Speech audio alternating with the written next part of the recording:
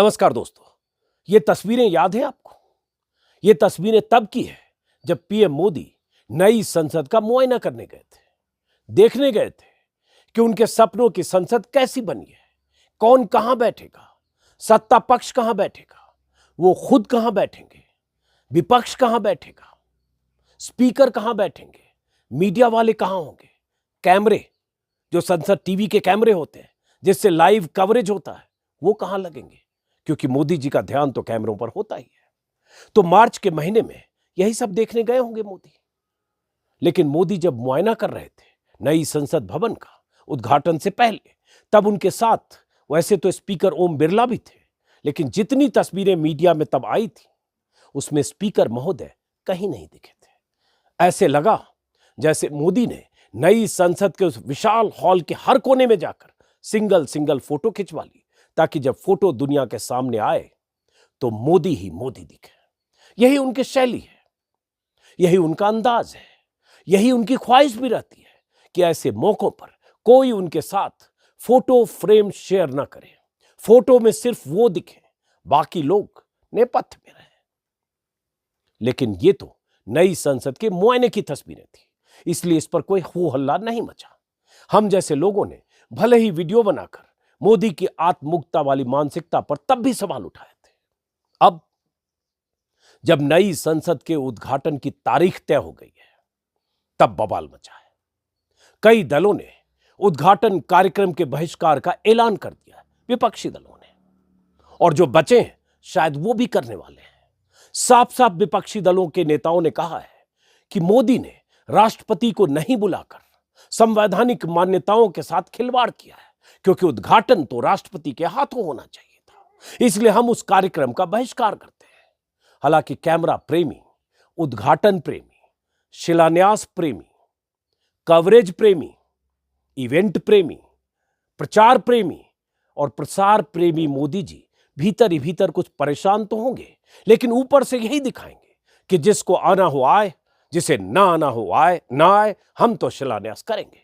लेकिन सोचिए कि कितने दुर्भाग्य की बात है कि जिस देश में संसद में पक्ष और विपक्ष दोनों बैठता है, दोनों के बैठने से लोकतंत्र की मुकम्मल तस्वीर बनती है। विपक्ष के बिना लोकतंत्र का कोई मतलब नहीं। वहां अगर उद्घाटन के मौके पर विपक्ष गायब हो जाए तो बवाल इस पर मचा है कि देश की गणतांत्रिक व्यवस्था का कस्टोडियन राष्ट्रपति होता है, देश के संविधान का कस्टोडियन राष्ट्रपति होता है, देश का प्रथम नागरिक राष्ट्रपति होता है। लिहाजा नई संसद का उद्घाटन राष्ट्रपति को करना चाहिए, जबकि मोदी जी ने तय किया है कि सपनों की ऐसी संसद का आइडिया जब उनका था तो फिर उद्घाटन मैं खुद क्यों नहीं करूंगा, मैं खुद क्यों नहीं आगे रहूंगा, हर तस्वीर में मैं खुद क्यों नहीं रहूंगा, क्योंकि राष्ट्रपति के बुलाने का मतलब प्रोटोकॉल का पालन करना होता है। भारतीय लोकतंत्र में प्रधानमंत्री देश की चुनी हुई सत्ता का मुखिया होता है, लेकिन संवैधानिक मूल्यों का सबसे बड़ा रखवाला राष्ट्रपति होता है। संविधान में इसकी बाकायदा व्याख्या की गई है, लेकिन मोदी की तो फितरत है, एको अहम द्वितीयो नास्ति, न भूतो न भविष्यति, मैं ही मैं हूं, मेरे सामने दूसरा कोई नहीं। तो फिर नई संसद का उद्घाटन और उद्घाटन का जिम्मा प्रधानमंत्री मोदी राष्ट्रपति को कैसे दे सकते हैं? तस्वीरों में उन्हें दिखना है, मोदी जी को, लाइव कवरेज के केंद्र में उन्हें होना है, मोदी जी को, मुख्य किरदार उन्हें बनना है, मोदी जी को, नई संसद के उद्घाटन के साथ इतिहास में दर्ज उन्हें होना है, मोदी जी को। तो राष्ट्रपति को कैसे बुलाया जा सकता है? यही सवाल उठाए जा रहे हैं, मोदी की मंशा पर सवाल उठाए जा रहे हैं। 9 साल की सत्ता पीएम मोदी ने ऐसे ही चलाई है। देश की तमाम संस्थाएं या तो कमजोर होती जा रही हैं या उसे कमजोर बनाए रखने की कवायद की जा रही है। भक्ति का चश्मा उतारकर ऐसे अगर मोदी की मनोवृत्ति और प्रवृत्ति पर गौर करेंगे तो आप भी इसी नतीजे पर पहुंचेंगे कि पीएम मोदी खुद ही अपनी छवि महामानव जैसी गढ़ने में लगे हैं लगातार। साथ में पूरी मशीनरी है, हजारों करोड़ खर्च करने के लिए टैक्स पेयर के पैसे से बना सरकारी खजाना है, बीजेपी की ताकत है, आईटी सेल है और सत्ता है, और साथ में तमाम एजेंसियां हैं। सबका काम एक ही तो है कि लोगों की चेतना में लगातार भरते रहो कि मोदी देश के कैसे पर्यायवाची बन गए। देश मतलब मोदी, लोकतंत्र मतलब मोदी, सब कुछ मोदी ही मोदी है। देश के जनमानस में लगातार और बार बार भरने की कोशिश होती है कि मोदी जैसा पीएम होना इस देश के लिए वरदान की तरह है। मोदी ना हुए भगवान हो गए, वरना न जाने ये देश कहां चला गया होता। कल तो आपने सिडनी के नजारे देखे होंगे। इतना बड़ा इवेंट मोदी को महामानव बनाने के लिए ही तो रचा गया था। मोदी मोदी मोदी और सिर्फ मोदी। चैनलों पर घंटों लाइव लगातार मोदी मोदी मोदी। मोदी देश पर एहसान करते हैं कि नारे लगाती भीड़ के सामने खुद अपनी जुबान से मोदी मोदी नहीं करने लगते। वो दिन भी कभी आ सकता है खुद ही मोदी मोदी मोदी करने लगे। यही वजह है कि नई संसद के उद्घाटन के कार्यक्रम में मोदी राष्ट्रपति को बुलाकर किसी प्रोटोकॉल के बंधन में नहीं पड़ना चाहते। वो जानते हैं कि इतिहास में यही दर्ज हो, वो चाहते हैं कि इतिहास में यही दर्ज हो कि इस देश में जो किया मोदी ने किया। राष्ट्रपति के आने से जाहिर है कि प्रधानमंत्री को प्रोटोकॉल के तहत उन्हें आगे रखना होगा, जो मोदी कतई नहीं चाहते। दिसंबर 2020 में जब नई संसद का शिलान्यास हुआ था, तब भी मोदी ही मोदी दिखे थे। 22,000 करोड़ की लागत से बन रहे सेंट्रल विस्टा प्रोजेक्ट के आम हिस्से में नई संसद के उद्घाटन को लेकर सरकार की तरफ से तारीख तय हो चुकी है।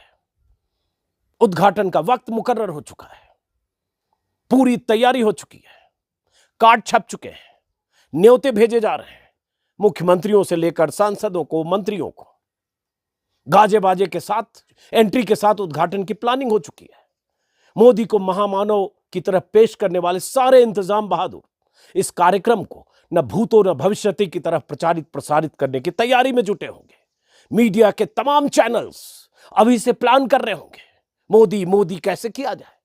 तब कुछ विपक्षी दलों ने नई संसद के उद्घाटन के बहिष्कार का ऐलान कर दिया है। हम लोग की सभी लोगों से बात हुई है हमारी, और हम लोग जो है इसका हम लोग विरोध करेंगे, बॉयकॉट करेंगे। तो पहला सेशन है। हम लोगों का मानना है कि राष्ट्रपति जी जो हैं उनसे जो है उद्घाटन कराना चाहिए था, क्योंकि पार्लियामेंट के जो हेड होते हैं एक तरह से वो राष्ट्रपति ही होते हैं, और उनसे ना करा करके ये कहीं ना कहीं से राष्ट्रपति जी का अपमान जो है वो किया जा रहा है। तो हम लोग चाहते हैं कि पहला जो सेशन जो उद्घाटन जो भी हो रहा है, इसका सभी विपक्ष के दल मिल करके जो है बॉयकॉट कर। विपक्षी दलों की नाराजगी दो वजह से है। एक तो राष्ट्रपति को क्यों नहीं बुलाया गया, दूसरा ये कि 28 मई को सावरकर के जन्मदिन के दिन नई संसद का उद्घाटन क्यों।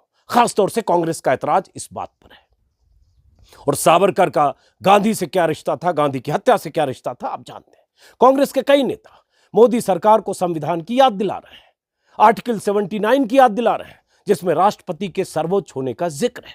कुछ बयान आपको सुनाता हूं नेताओं के, उन दलों के जिन्होंने नई संसद के उद्घाटन के कार्यक्रम के बहिष्कार का ऐलान किया है। और उसके बाद वरिष्ठ पत्रकार एनके सिंह को सुनेंगे आप, जो एनके सिंह संविधान के ज्ञाता हैं, पत्रकारिता मूल्यों को लेकर लगातार चिंतित रहते हैं। वो क्या कह रहे हैं वो भी आगे सुनेंगे, सुनना जरूरी है। आप चाहे मोदी जी के कितने बड़े भक्त हो, पक्के वाले भक्त हो, अंध भक्त हो, परम भक्त हो, चरम भक्त हो, लेकिन जरा सोचिए, देश मतलब मोदी नहीं होता। संसद के दोनों सदनों के मुखिया मोदी नहीं है, संविधान से ऊपर मोदी नहीं है। और ऐसे वक्त में राष्ट्रपति को दरकिरार करना कोई मायने इसका है या नहीं। तो सुनिए जरा विपक्ष के नेताओं ने क्या कहा पहले और क्यों ऐतराज कर रहे हैं। एक एक करके कुछ लोगों के बयान आपको सुनाता हूं। इसे आपको बता दूं कि राहुल गांधी ने सबसे पहले 21 मई को ही कह दिया था कि नए संसद भवन का उद्घाटन राष्ट्रपति को ही करना चाहिए, प्रधानमंत्री को नहीं। और उसके बाद अभी कल जो मल्लिकार्जुन खड़गे हैं, कांग्रेस प्रेसिडेंट, उनका भी बयान आया जिसमें उन्होंने कहा कि नई संसद के शिलान्यास के मौके पर तब के राष्ट्रपति कोविंद को नहीं बुलाया था जब शिलान्यास हुआ था 2020 में। अब उद्घाटन के वक्त द्रौपदी मुर्मू को नहीं इनवाइट किया गया है, जबकि संसद भारतीय गणतंत्र की सुप्रीम लेजिस्लेटिव बॉडी है और राष्ट्रपति हाईएस्ट कॉन्स्टिट्यूशनल अथॉरिटी है। और उन्होंने लिखा, she alone represents government, opposition and every citizen. She is the first citizen of India. Inauguration of the new parliament building by her will symbolize government's commitment to democratic values and constitutional propriety. ये खड़गे साहब ने लिखा। अब इन्हें constitution से कितना मतलब है, मोदी जी इन सबसे ऊपर कितना है, ये आप अगर सोचेंगे थोड़ा दिमाग लगाकर आपको पता चलेगा। अशोक गहलोत जो राजस्थान के मुख्यमंत्री, उन्होंने लिखा और आगे बताऊंगा किन किन दलों ने और बहिष्कार किया, और कांग्रेस भी बहिष्कार कर सकती है, ऐसी खबरें कल रात से आ रही है। अशोक गहलोत ने कहा, राष्ट्रपति ही देश के संवैधानिक प्रधान होते हैं, अतः संविधान के सम्मान, सदाचार और सदनों की मर्यादा के अनुरूप नए संसद भवन का उद्घाटन उन्हीं के द्वारा किया जाना उचित होगा। इस प्रकार के कार्यों को भी राजनीतिक प्रचार, चूंकि आम आदमी पार्टी ने बहिष्कार का ऐलान किया है तो संजय सिंह ने भी यही कहा है कि राजनीतिक प्रचार ये लेने के लिए किया जा रहा है। संसद भवन के उद्घाटन समारोह में महामहिम राष्ट्रपति द्रौपदी मुर्मू को आमंत्रित न करना उनका घोर अपमान है। यह भारत के दलित, आदिवासी और वंचित समाज का अपमान है। मोदी जी द्वारा राष्ट्रपति को आमंत्रित नहीं किए जाने के विरोध में आम आदमी पार्टी उद्घाटन कार्यक्रम का बहिष्कार करेगी। यह आम आदमी पार्टी के सांसद संजय सिंह का बयान है। टीएमसी ने भी बहिष्कार की बात की है। टीएमसी के राज्यसभा सांसद डेरेक ओब्रायन का ट्वीट है जिसमें उन्होंने कहा है, अंग्रेजी में, हिंदी तर्जुमा है, संसद सिर्फ एक नई इमारत नहीं है, ये पुराने मूल्यों, पुरानी परंपराओं, मिसालों और नियमों के साथ एक प्रतिष्ठान है, भारतीय लोकतंत्र की नींव है। प्रधानमंत्री मोदी ये नहीं समझते हैं। उनके लिए रविवार को नई इमारत का उद्घाटन सिर्फ मैं और खुद के बारे में है, इसलिए हमें इससे बाहर रखें। भाकपा मतलब सीपीएम ने भी कहा है, डी राजा ने कहा है, उनकी पार्टी उद्घाटन समारोह में भाग नहीं लेगी। टीएमसी ने तो कह ही दिया है। शिवसेना के जो संजय राउत हैं, उनका बयान है, पहली बात तो नए संसद की कोई ज़रूरत नहीं थी क्योंकि मौजूदा संसद भवन में 100 और सालों तक काम चल सकता था। राजनीतिक लालच ने नई दिल्ली में नरेंद्र मोदी सरकार की महत्वाकांक्षी सेंट्रल विस्टा परियोजना को प्रेरित किया। राष्ट्रपति संसद का प्रमुख और लोकतंत्र का संरक्षक होता है। राष्ट्रपति को नए संसद भवन का उद्घाटन करना चाहिए। प्रधानमंत्री और अध्यक्ष प्रोटोकॉल में बाद में आते हैं, लेकिन ऐसा चुनाव के लिए किया जा रहा है। ये सब हुआ इसी बीच जब कांग्रेस के बहुत सारे नेता शशि थरूर से लेकर खड़गे तक, जयराम रमेश लगातार ये संविधान की दुहाई और संविधान के आर्टिकल की दुहाई जब देते हुए ट्वीट करते रहे, उसी बीच ये हुआ कि हरदीप पुरी ने कांग्रेस के कुछ नेताओं के ट्वीट को रीट्वीट करते हुए, शशि थरूर के ट्वीट को रीट्वीट करते हुए हरदीप पुरी ने एक एग्जाम्पल दिया जिसमें उन्होंने कहा कि 1975 में जब इंदिरा गांधी ने संसद एनेक्सी का, पार्लियामेंट एनेक्सी का उद्घाटन किया था और राजीव गांधी ने 1987 में पार्लियामेंट लाइब्रेरी की आधारशिला रखी थी, तब देश में वही संविधान था, तब आपने एतराज नहीं किया, आज क्यों बता रहे? ये हरदीप पुरी ने कहा। अब कोई भी आदमी समझ सकता है कि पार्लियामेंट एनेक्सी, मैं गया हूं पार्लियामेंट एनेक्सी, बैठ के होती है, मीटिंग होती है, ऑल पार्टी मीटिंग भी हो सकती है, कुछ भी होती है, बड़ा हॉल है, लोग मिलते जुलते सांसद हैं, कई तरह के कार्यक्रम होते, और पार्लियामेंट लाइब्रेरी और पार्लियामेंट एनेक्सी और पार्लियामेंट का वो हॉल, लोकसभा राज्यसभा का, जहां 543 सांसद बैठते हैं, जिन्हें लॉ मेकर कहा जाता है, जो देश के लिए कायदे कानून बनाते हैं, जहां से देश की संसद देश की दिशा तय करती है, वो संसद का वो हॉल जहां स्पीकर बैठते हैं, राज्यसभा जहां 250 सांसद बैठते हैं, करीब 245 सांसद, जहां उपराष्ट्रपति चेयर करते हैं, वो हॉल जहां से दोनों सदनों से देश के लिए कानून पास होते हैं, बिल पास होते हैं, वो हॉल और एनेक्सी और लाइब्रेरी में कोई फर्क नहीं है, कुछ भी बोलेंगे। लेकिन जवाब यही दिया मनीष तिवारी ने, यही जवाब दिया कांग्रेस के कुछ और नेता ने। मनीष तिवारी ने हरदीप पुरी को आर्टिकल 79 की याद दिलाते हुए लिखा ट्विटर पर, there shall be a parliament for the union which shall consist of president and 2 houses to be known respectively as council of states and house of the people. और उन्होंने लिखा कि minister of the union must read the constitution of India very carefully, और हरदीप पुरी को tag किया। हरदीप पुरी उस पर भी नाराज हुए, उन्होंने भी कुछ लिखा। हरदीप पुरी ने मोर्चा संभाल रखा है सरकार की तरफ से, जो केंद्रीय मंत्री हैं, और कांग्रेस के कुछ नेता और विपक्ष के नेता लगातार उनको संविधान के आर्टिकल की याद दिला रहे हैं और उनको बता रहे हैं कि क्या मतलब है। लेकिन इससे सरकार की सेहत पर कोई फर्क पड़ेगा, कहना मुश्किल है। लेकिन यह जरूर है कि मोदी जी एक्सपोज हो रहे हैं, मोदी की नीयत एक्सपोज हो रही है। ऐसा लग रहा है जैसे सेंट्रल विस्टा और पार्लियामेंट उन्होंने अपने लिए बनाया है।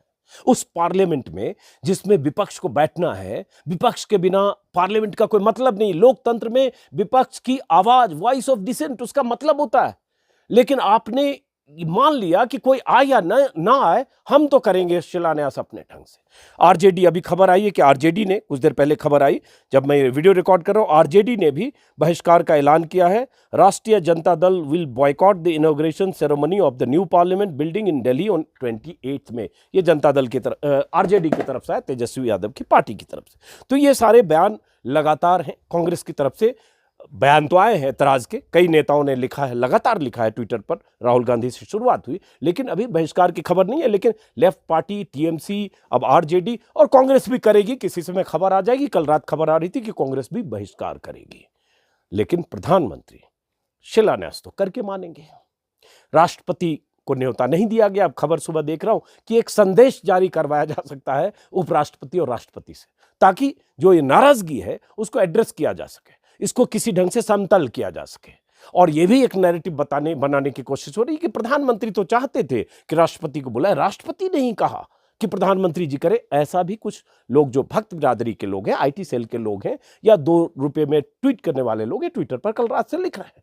लेकिन सोचिएगा जरूर कि राष्ट्रपति को न बुलाया जाना, खुद प्रधानमंत्री का सब कुछ करना, शिलान्यास से उद्घाटन तक, और ऐसे मौकों पर विपक्ष को भी की नाराजगी को नजरअंदाज करना, यह बताता है कि प्रधानमंत्री मोदी लोकतांत्रिक नहीं, पूरी तरह से अलोकतांत्रिक है। कहने को वो जो भी कुछ कहते रहे, यही विपक्ष का आरोप है। अब जरा सुनिए NK सिंह ने क्या कहा, पूरी बात गंभीरता से उनकी भी सुनिए। ये शौक होता है, इसमें और कोई बात नहीं है।